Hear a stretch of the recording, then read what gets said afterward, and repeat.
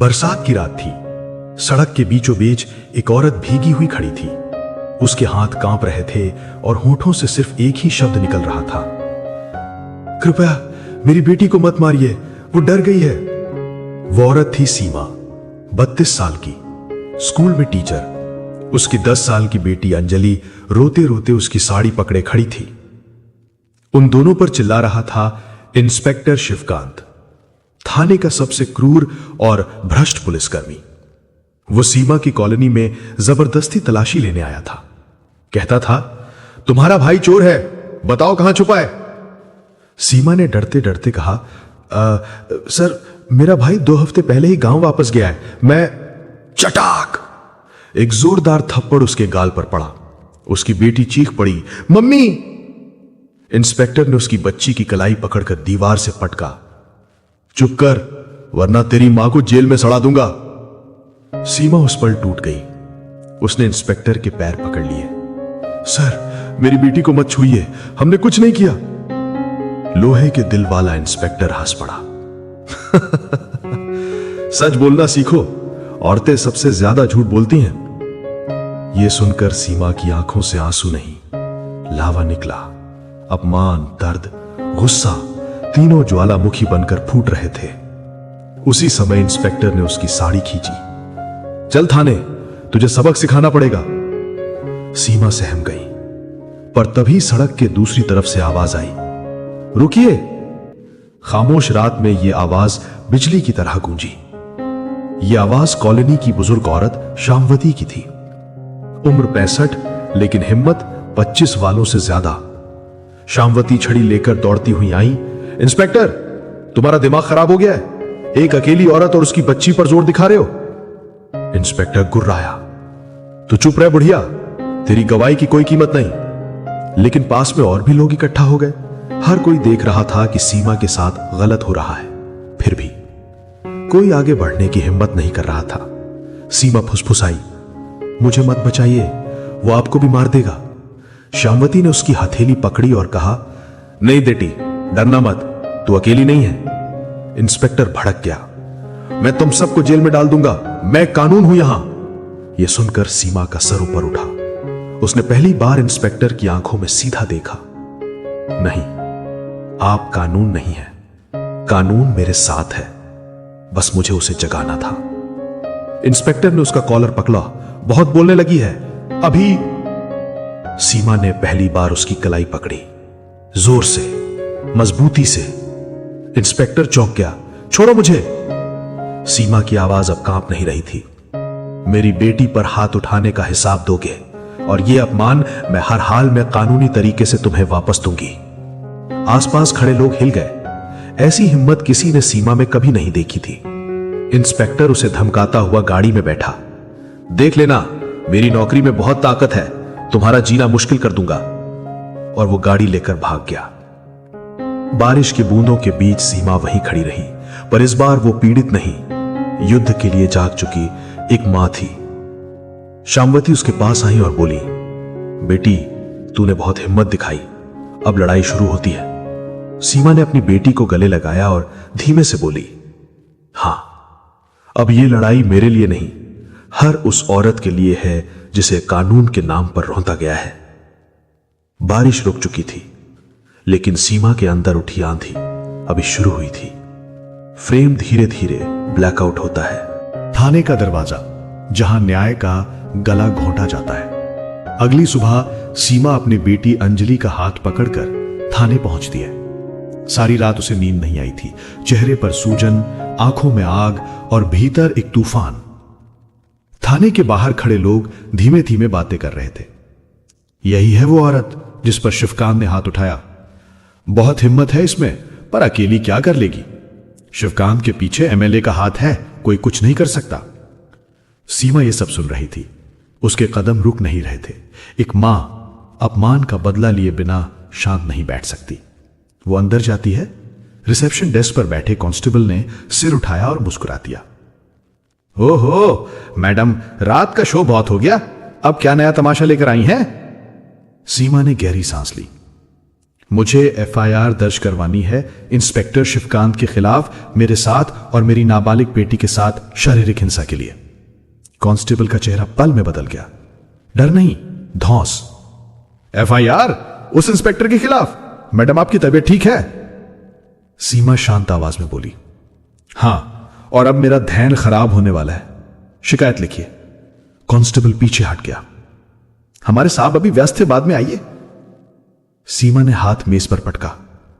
मुझे तुम्हारे साहब नहीं चाहिए, कानून चाहिए, और वो मेरे साथ खड़ा है या नहीं यह आज पता चल जाएगा। पूरा थाना उसकी तरफ देख रहा था। उसी समय दरवाजा खुला। अंदर से निकला इंस्पेक्टर शिवकांत। आंखों में उद्दंडता, चाल में घमंड। उसे देखकर अंजलि मां के पीछे छिप गई। शिवकांत हंसा। अरे, बच्चे को लेकर एफआईआर कराने आ गई? वाह, मां बेटी की जोड़ी, अच्छा मजाक है। सीमा ने उसकी आंखों में देखते हुए कहा, कल रात आपने जो किया उसका जवाब मिलेगा। मैं चुप नहीं बैठूंगी। शिवकांत पास आया, इतना कि उसकी सांस सीमा के चेहरे पर महसूस हो रही थी। तू क्या करेगी? तेरी वापस पोस्टिंग भी नहीं बचा पाएगी तुझे। सीमा का चेहरा पल भर के लिए सख्त हो गया। ये शब्द सिर्फ सीमा को पता थे कि वो किस पोस्टिंग की बात कर रहा है। कांस्टेबल चौंके पर तुरंत चुप हो गए। लेकिन सीमा ने प्रतिक्रिया नहीं दी। चुप रहना अभी उसकी रणनीति थी, असली पहचान का खुलासा अभी नहीं। वो बोली, तुम्हारी धमकियों से मैं नहीं डरती। बच्ची पर हाथ उठाया तुमने, यह अपराध है। शिवकांत ने थाने का दरवाजा बंद करवाया। अब तो तू खुद मेरे क्षेत्र में आ गई है। चल, तुझे बता देता हूं कानून कैसा होता है मेरे हाथ में। वो जोर से चिल्लाया, इस औरत को अंदर ले जाओ, इसे समझाओ पुलिस से पंगा लेना कितना महंगा पड़ता है। 2 कांस्टेबल आगे बढ़े। अंजलि रोने लगी। मम्मी मत जाइए। सीमा ने उसकी आंसू भरी आंखों को चूमा। रो मत बेटा, मम्मी कुछ गलत नहीं कर रही। कांस्टेबल ने सीमा का बाजू पकड़ते ही वो एकदम स्थिर हो गई। सीमा की आवाज अब लोहे की तरह कठोर थी। जो इंस्पेक्टर अपने पोजीशन का गलत इस्तेमाल करे वो सबूतों का सबसे कच्चा खिलाड़ी होता है। कांस्टेबल रुके।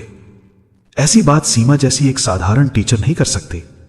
शिवकांत उस पर झुझलाया, ये सब डायलॉग थाने में नहीं चलते। सीमा धीरे से मुस्कुराई। चलेंगे, और बहुत जल्द तुम्हारी कुर्सी भी नहीं चलेगी। तभी सीमा का फोन बजा।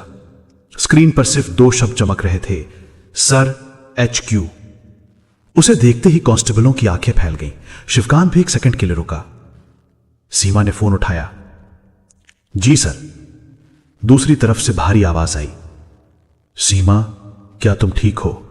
हमें घटना की जानकारी मिल गई है। अगर चाहो तो हम अभी इंटरनल इंक्वायरी शुरू करवा सकते हैं। थाने में सन्नाटा छा गया। सबको समझ में आ गया सीमा कोई साधारण टीचर नहीं। शिवकांत के माथे पर पसीना आ गया।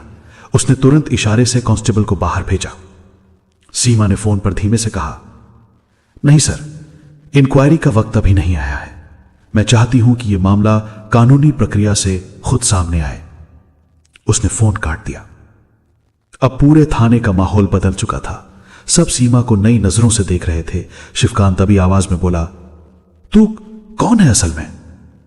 सीमा पास आई। उसकी आंखों में ऐसी ठंडक थी जैसे सच की बर्फ बनकर सामने गिर रही हो। कौन हूं मैं, वो सही समय आने पर तुम्हें पूरा देश बताएगा। वो मुड़ी और कहा, फिलहाल एफआईआर लिखो।